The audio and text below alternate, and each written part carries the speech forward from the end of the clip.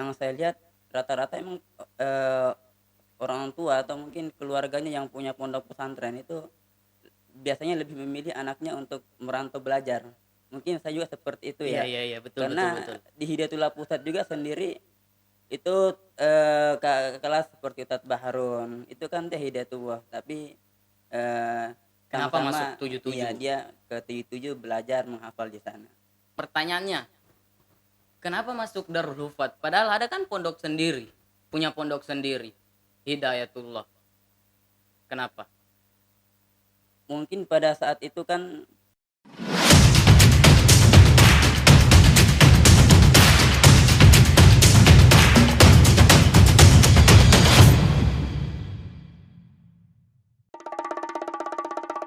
Cek cek cek Bilala Podcast. Assalamualaikum warahmatullahi wabarakatuh.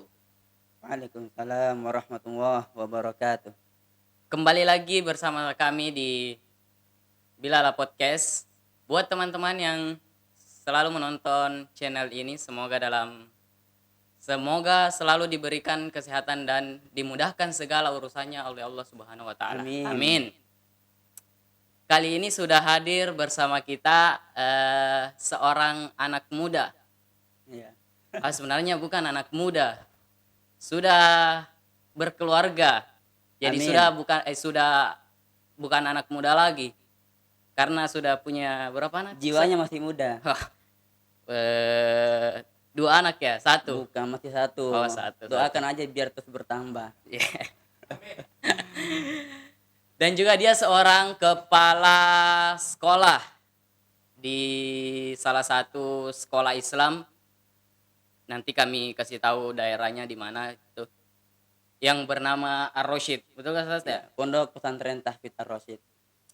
Juga dia dan juga ini pemberitahuan juga beliau seorang mahasiswa UIM, Universitas Islam Madinah.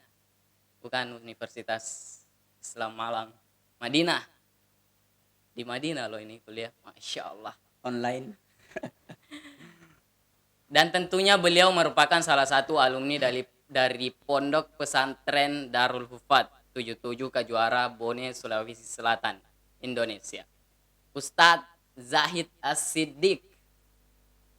Kaifahalukum Ustadz? Alhamdulillah sehat luar biasa. Kita berbincang-bincang kali ini tentang Pondok Pesantren Darul Hufat. Kebetulan antum kan alumni dari Pondok Pesantren Darul Hufat. Sebelumnya kalau boleh tahu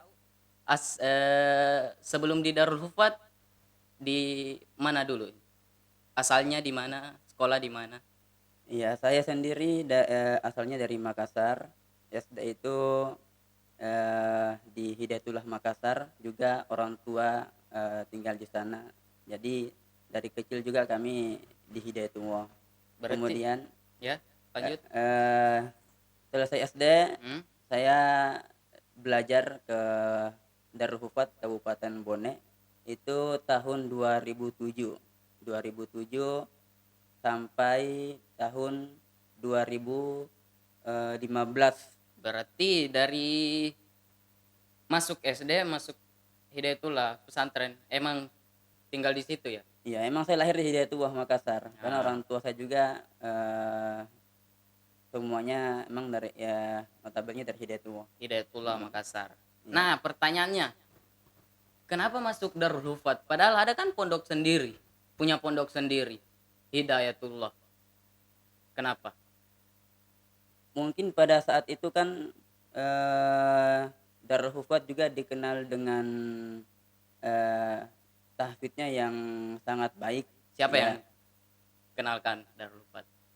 Sebelumnya ada kakak kelas saya, juga sama-sama di Hidayatullah. Hmm, Sebelumnya dia yang mendahului, belajar di Darul Hufat. ya.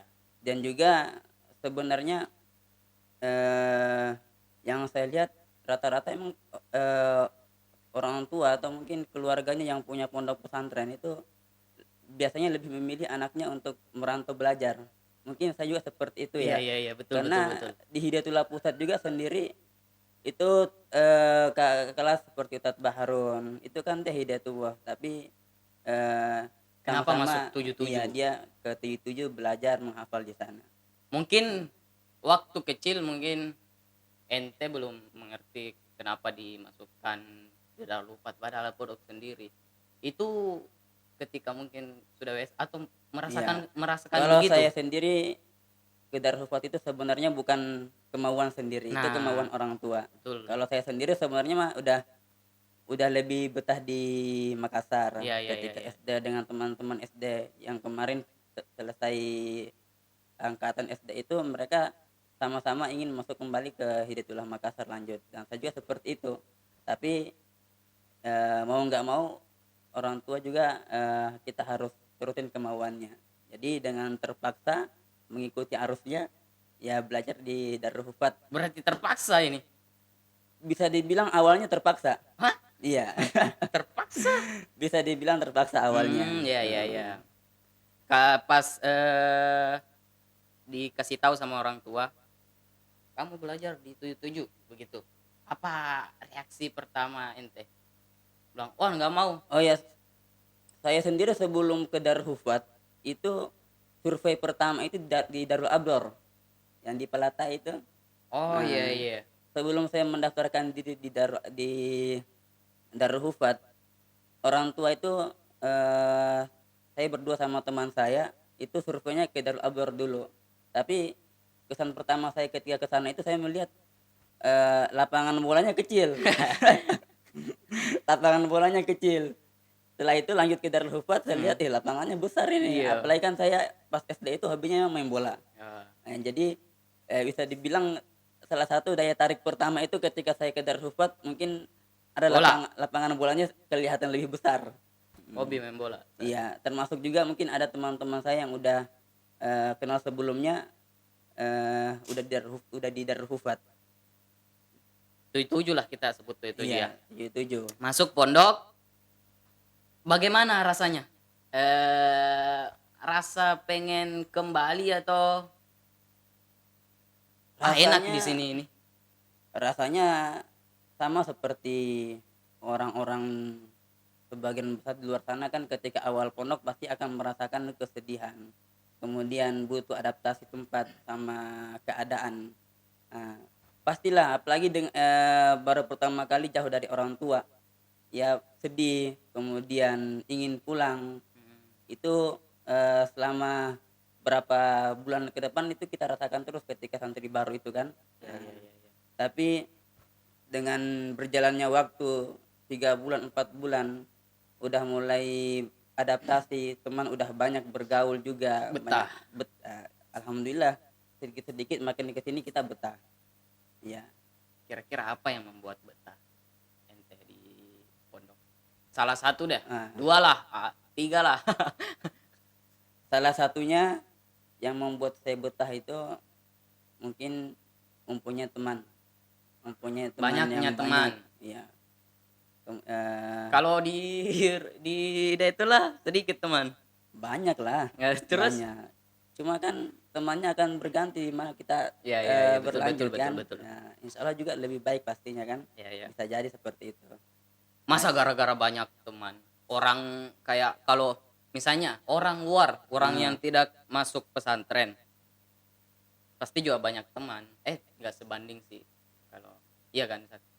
Ya mungkin teman mungkin yang selalu menemani kita kan ya, Ya yang 24 sama-sama jam. sama-sama susah juga ya, yang Ya. nasibnya sama juga seperti kita, yang sama-sama mempertahankan diri untuk betah. Nah, Iya jadi iya, betul betul. alhamdulillah kan juga ada senior-senior kan ke kelas kita yang mungkin satu kampung, satu apa, satu Daerah, daerah yang sama-sama saling menguatkan. Ya itu sih yang kami dapatkan juga di pondok dan mungkin dimanapun itu pesan kepada teman-teman yang ingin, betah di satu tempat apalagi di tempat, belajar atau pondok pesantren, ya, salah satunya itu kita harus, eee, bergaul. punya teman, bergaul sama orang-orang yang baik yang bisa mengantarkan kita, jauh lebih baik atau mungkin bisa biar sampai betah di pondok pesantren kan.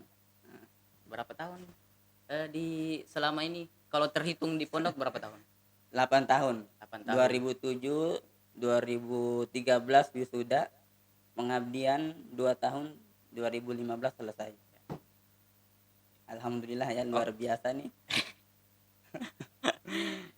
kita kan tidak jauh beda. Iya, 1 tahun iya. di atas. Nah, ente tuh apa ya? Kalau kemarin saya lihat ente selalu dipercaya waktu di pondok. Ah, masa iya? Betul kan? Perasaan antum aja kali. Contoh ini. Heeh. Waktu kelas berapa? Yang ini apa namanya? Yang dipercayakan untuk memegang, Koperasi. bukan sebelumnya. Apa namanya? Depot air, galon. Bukan, kalau depot air bukan saya. Oh, bukan ya? Heeh. Depot Siapa? air itu, ada angkatan Bukan saya kan? lagi. Bukan? Bukan. Oh, berarti ya koperasi. Nah, Kelas berapa itu? koperasi kelas 3. Kelas 3. Kelas 3 KMI. Padahal kalau kita tahu yang umumnya orang yang dipercayakan buat di koperasi itu kelas 4. Ya kan?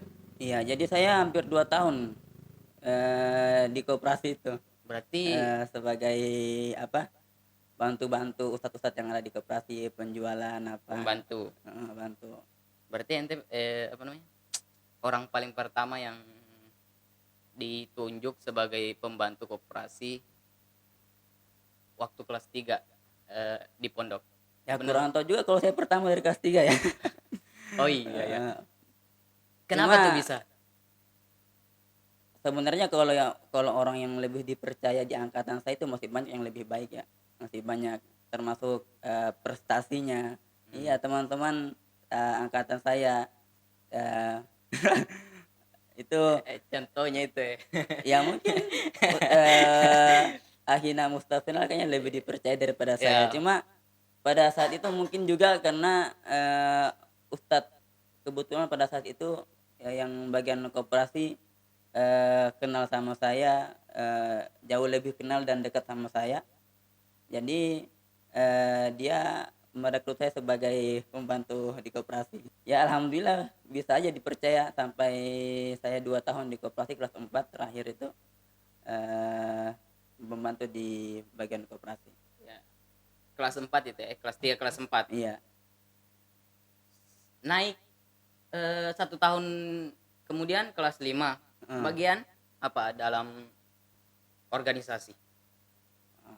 Saya di PBR, Panitia Bulan Ramadan itu bagian taklim, Ya, yang mengurus tentang tentang program tahfidz di, pondok pesantren, khususnya di, kesantriannya ya, untuk program tahfidznya.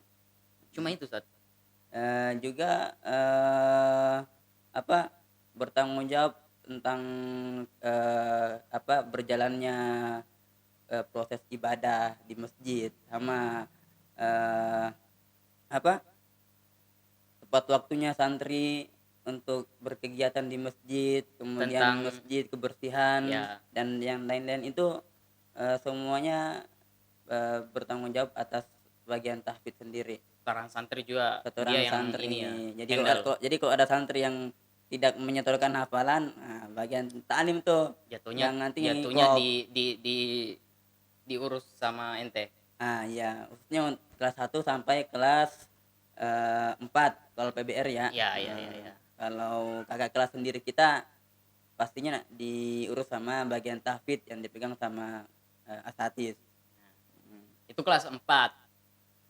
Iya, kelas kelas em Kelas 4 naik kelas 5 ya? Enggak ya? yang kelas 5 sama kelas 6 Nah, kan, terus dalam eee organisasi santri nih, saya mau tanya, Zahid As-Siddiq bagian apa? Ditunjuk sebagai pengurus di bagian mana? Osda juga gitu? Iya, Bagian apa ya? Saya itu PBR, bagian Ta'lim wal Jamaah, mmm, kemudian, Osda, eee, yang pertama pas di kelas 5 itu bagian Ta'lim tetap bagian Ta'lim, kemudian Osda bagian talim juga? Osda bagian Ta'lim juga. Pas, di Osda pas di kelas 6, Saya minta sama bagian riaya kan, kebetulan bagian riaya itu juga, dekat sama kami kan, Loh, eee, kenapa? Kenapa ya dekat? Maksudnya dekat dalam hal apa ini? ya maksudnya ya dekat dekat aja, Ah? suka ngobrol, Oh, kemudian ini bagian riaya kan salah satu, bayan pengasuhan. bagian pengasuhan ini kan Ya. konsul juga, konsul di Hidayatullah, mhm. Terus saya minta, "Ustad, saya, pengen itu mau nanti kalau reshuffle apa, kepengurusan OSDA mau Ya. nyoba ke bagian lain, kalau bisa, Ketua. bagian bagian itu aja, bagian di rayon lah, di asrama gitu. Ya, ya, ya, ya. Mau nyoba yang lain kan, udah biar, cari suasana yang lain, karena Mhm. PBR sama OSDA pertama bagian taklim, tahu-tahunya, saya pikir udah diterima kan, ya udah Ya, nggak ya. apa-apa entar kita lihat ya, nanti kita ajukan. Hmm. Tahu-tahunya pas pelantikan, bagian kantin. Ini bergelut sama uang lagi, aduh. Aduh. Bagian ya alhamdulillah, Bagian kantin, dari bagian taklim ke bagian kantin. bagian kantin. Eh, Minta dijelaskan, maksudnya bagian kantin kepengurusannya dalam hal apa? Kalau bagian kantin itu, eee, tugasnya menjual segala makanan yang dititipkan di kantin, dan makanan-makanan itu, dijual untuk, makanan santri. Jadi ketika sarapan, kemudian ketika, siang hari waktu istirahat kan itu kantin terbuka tuh, Ya. makanannya. Karena makanan itu, sumbernya dari, eee, Keluarga. keluarga besar, ustad-ustad kita yang udah bermukim di pondok, Ya, ya, ya. eee, hampir semua makan itu dari mereka-mereka. Berarti Jadi dari kantin sendiri kita ngelola tuh buat, perputaran keuntungan, uang itu lari ke makanan santri ya? iya, pasti insya Allah kayak gitu, Hmm. ya. Karena setiap, siapa yang menitipkan makanan di kantin, itu akan ada potongan berapa persen untuk, ke pondok. Mhm. Potongan untuk Jadi yang menjual enggak ada? nggak ada, kan kita Hah? ya kan situ kita dituntut untuk belajar Iya, kan, iya, iya, iya. jadi, diamanahkan untuk belajar aja sebagai organisasi.